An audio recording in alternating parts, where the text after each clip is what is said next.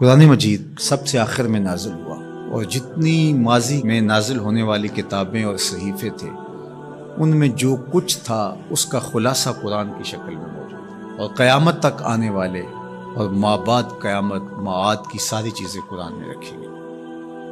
اور قرآن کے نازل ہوتے ہی باقی کتابیں منسوخ ہو گئی۔ کتابوں پر اعتقاد، یقین، ایمان ضروری ہے، لیکن عمل صرف قرآن پہ ہوگا۔ یتیمے کے نا کردہ قرآن درست، کتب خانائی چند ملت بشست۔ ابھی قرآن مکمل نہیں ہوا کہ پچھلی کتابیں منسوخ ہو گئی۔ قرآن کے پہلے حرف سے ہی پچھلی کتابیں منسوخ ہو گئی۔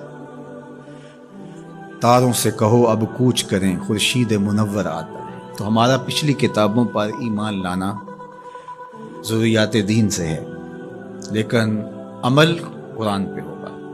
اس وقت دنیا کا کوئی بھی مذہب، کسی بھی مذہب کا ماننے والا، وہ اپنے مذہب کی کتاب کو ہاتھ میں پکڑ کے یہ نہیں کہہ سکتا کہ یہ وہی کتاب ہے جو نازل ہوئی۔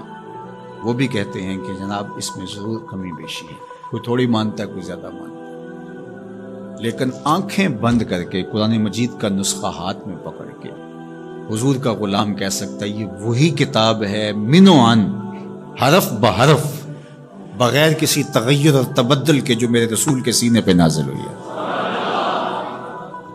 تو یہ چیز کس قدر تیقن پیدا کرتی ہے، کس قدر یقین کی بجلیاں پیدا کر دیتی ہے سینے میں، پھر آنکھیں بند کر کے عمل کیوں نہیں کریں گے؟ کتاب پر ایمان لانے کا مطلب پوری کتاب پر ایمان لانا، اس کے تقاضوں پر ایمان لانا، اس کے احکام کو ماننا، اور اس کے نواہی سے اجتناب کرنا، یہ تقاضا ہے اس ایمان کا۔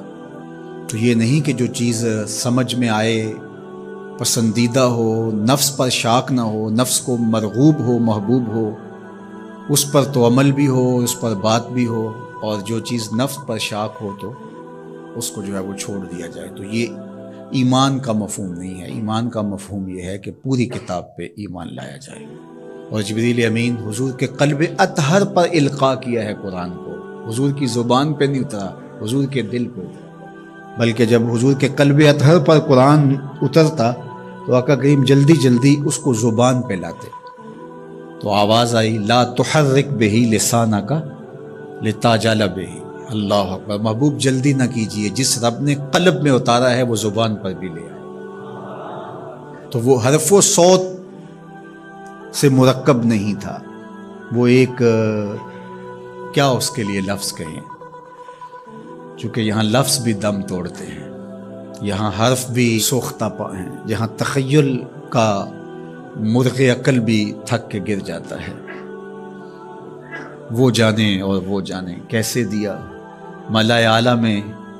وہ منظر بھی تو ہم دیکھتے ہیں کہ رب اپنے محبوب سے پوچھتا ہے کہ یہ فرشتے کیا بات کر رہے ہیں، تو حضور معذرت کرتے ہیں، تو اللہ تعالیٰ اپنا دست قدرت، اب یہاں اور کیا کہا جائے، کسی اور کا ہوتا تو ہاتھ کہہ لیتے، لیکن یہاں تو دست قدرت، فوضع کفہ بین کتفی، تو اس نے دست قدرت میرے دو کندھوں کے درمیان رکھا۔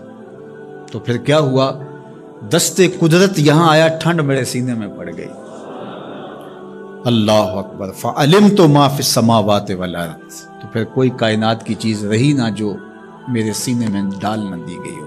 تو یہ ایک اور کیفیت ہے، اس کو آپ اس تدریس سے، یہ جو پھٹی کے ایک طرف استاد ہوتا ہے اور دوسری طرف شاگرد ہوتا ہے، درمیان میں نصاب پڑا ہوتا ہے، ایک یہ ہے، یہ طریق ہے، یہ بھی درست ہے، اس کا انکار نہیں ہے، لیکن یہ کیفیت اور ہے۔ ابسط ردا کا یا ابا ہریرہ، ابو ہریرہ کہا حضور مسئلہ بہت ہے، بہت کچھ سنتا ہوں، پتہ نہیں جاتا کہاں ہے، کہا چادر بچھاؤ۔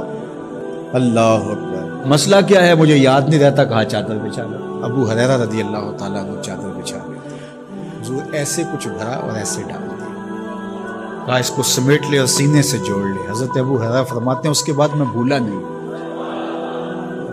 تو وہ کیا ڈالا تھا جو ایسے ڈالا تھا؟